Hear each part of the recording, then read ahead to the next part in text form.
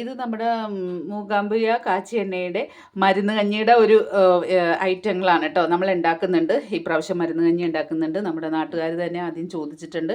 പിന്നെ നമ്മുടെ railway family, അവരുടെ നെയ്ബേഴ്സ്, അവരുടെ ബന്ധുക്കളൊക്കെ നമ്മളെ സപ്പോർട്ട് ചെയ്യുന്നുണ്ട് കേട്ടോ ഈ ഒരു കാര്യത്തിൽ. അപ്പോൾ ഇതിൽ ആദ്യം ഞാൻ ഇത് നമ്മുടെ എൻ്റെ പ്രേക്ഷകർക്ക് വേണ്ടി അല്ലെങ്കിൽ എൻ്റെ കസ്റ്റമേഴ്സിന് വേണ്ടി എന്താണ് ഉപയോഗിക്കുന്നതെന്ന് അറിയാൻ വേണ്ടിയിട്ടാണ് കേട്ടോ. ഇത് ഞവരരിയാണ് കേട്ടോ വെള്ളത്തിലിട്ട് വെച്ചിരിക്കുന്നതാണ്. ഞാനിപ്പോൾ ഇട്ടതേ ഉള്ളൂ കേട്ടോ വെള്ളത്തിൽ. അതുപോലെ തന്നെ ഇത് ആശാളി, എല്ലാം ഞാൻ കുറേശ്ശെയാണ് കാണിക്കുന്നത്. പിന്നെ ചെറുപയർ, ഇത് ഓപ്ഷനാണ് കേട്ടോ. വേണമെന്നുണ്ടെങ്കിൽ നമുക്ക് ഇത് ചിലർക്ക് കഴിക്കാൻ മടിയാണല്ലോ, അപ്പോൾ അതിൻ്റെയൊക്കെ ഒരു ടേസ്റ്റ് ഉണ്ടാകാൻ വേണ്ടിയിട്ടാണ്. പിന്നെ ഗുണമാണല്ലോ ചെറുപയർ. അത് മുളപ്പിച്ചിട്ടാണെങ്കിലും നമുക്ക് വെക്കാം കേട്ടോ. ഞാൻ കുറച്ച് ഇത് മുളപ്പിക്കാനായിട്ട് ചെറുപയർ വെച്ചിട്ടുണ്ട്. പിന്നെ ഇത് നുറുക്ക് ഗോതമ്പ്, ഇത് നമ്മൾ കുറച്ച് സമയം മാത്രം വെള്ളമൊഴിച്ച് വെച്ചാൽ മതി. കാരണം എന്താണെന്ന് വെച്ച് കഴിഞ്ഞാൽ പെട്ടെന്ന് ഇതാകും.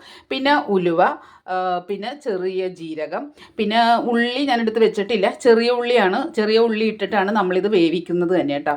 ചെറിയ ഉള്ളിയും ഇച്ചിരി നെയ്യൊക്കെ ഇട്ടിട്ട് തന്നെയാണ് നമ്മൾ വേവിക്കുന്നത്. അതുപോലെ തന്നെ പിന്നെ നാളികേരം, പിന്നെ മരുന്ന് പൊടിയുണ്ട്. പിന്നെ എന്താണ്, ഇന്ദുപ്പാണ് നമ്മൾ ഉപ്പിന് പകരം ചേർക്കുന്നത്.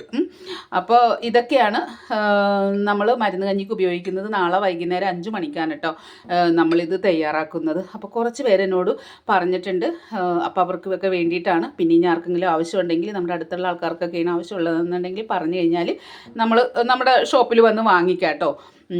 പിന്നെ എന്താണ്, ഈ മരുന്ന് കഞ്ഞി കഴിക്കുന്നതിന് മുമ്പ് നമുക്ക് വയറൊന്ന് ക്ലീൻ ചെയ്യാനായിട്ട് ഒരു ഇതാണ് താള്.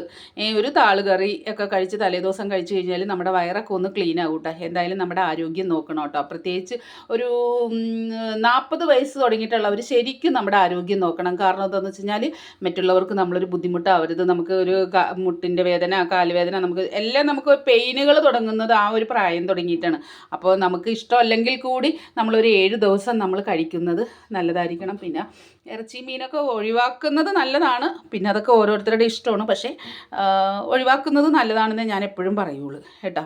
അപ്പോൾ എന്നെ ചേർത്ത് നിർത്തുന്ന എൻ്റെ നാട്ടുകാർക്കും, എൻ്റെ റെയിൽവേ ഫാമിലിക്കും, അവരുടെ നെയ്ബേഴ്സിനും, ബന്ധുക്കൾക്കും, എൻ്റെ പ്രേക്ഷകർക്കും എല്ലാവർക്കും ഒരിക്കൽ കൂടി നന്ദി പറഞ്ഞുകൊണ്ട് തന്നെ മൂകാംബിക കാച്ചി എണ്ണയുടെ മരട് നെട്ടൂരിൽ നിന്നുള്ള വിശേഷങ്ങൾ ഞാൻ പങ്കുവെക്കുന്നു. ഓക്കേ.